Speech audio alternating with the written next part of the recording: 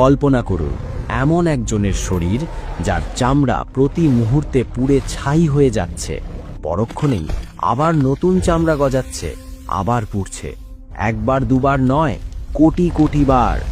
1 বছর নয়, 1 যুগ নয়, পৃথিবীর হিসাবে পার হয়ে গেছে 1000 কোটি বছর।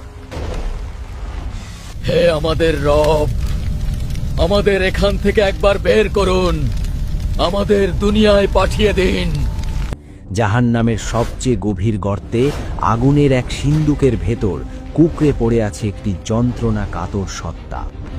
তার চেহারা বিকৃত, চোখগুলো গলে বেরিয়ে আসছে, সারা শরীরে আগুনের পোকাগুলো কিলবিল করছে।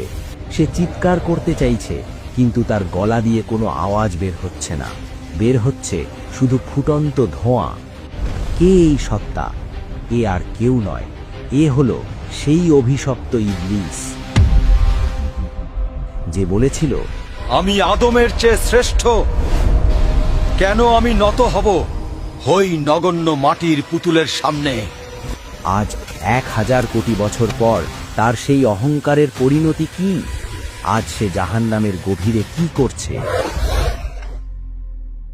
সময় বা কাল দুনিয়াতে আমাদের কাছে খুব দামি, কিন্তু আখেরাতে, বিশেষ করে জাহান্নামে, সময় বা টাইম এক অভিশাপ। আল্লাহ তাআলা ইবলিসকে কেয়ামত পর্যন্ত হায়াত দিয়েছিলেন। সে তার হায়াত শেষ করেছে পাপ আর ধোঁকা দিয়ে, কিন্তু বিচারের দিন শেষ হওয়ার পর যখন অনন্তকাল শুরু হলো, তখন থেকে শুরু হলো তার আসল লাঞ্ছনা।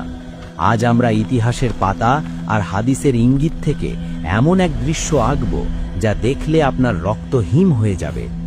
আজকের ভিডিওতে আমরা দেখব 1000 কোটি বছর আগুনে জ্বলার পর শয়তানের শারীরিক গঠন কেমন হয়েছে, তাকে কি খেতে দেওয়া হচ্ছে, এবং এত বছর পর সে তার সঙ্গীদের সাথে কি আচরণ করছে। দূরে সরে যাও। আল্লাহ তাআলা কেন তাকে কুকুরের সাথে তুলনা করবে, আর কি বা হবে তার শেষ ভাষণ? জাহান্নামের স্তরগুলোর মধ্যে সবচেয়ে ভয়াবহ স্তর হল হাবিয়া বা অতল গহ্বর। দুনিয়ার আগুন যার কাছে বরফের মতো মনে হবে, এতটাই উত্তপ্ত সেই স্থান। মুফাসসিরগণ বলেন, ইবলিসের শাস্তি হবে সবচেয়ে কঠিন, কারণ সেই সব পাপের মূল। 1000 কোটি বছর ধরে সে একটি বিশেষ শাস্তির মধ্যে আছে।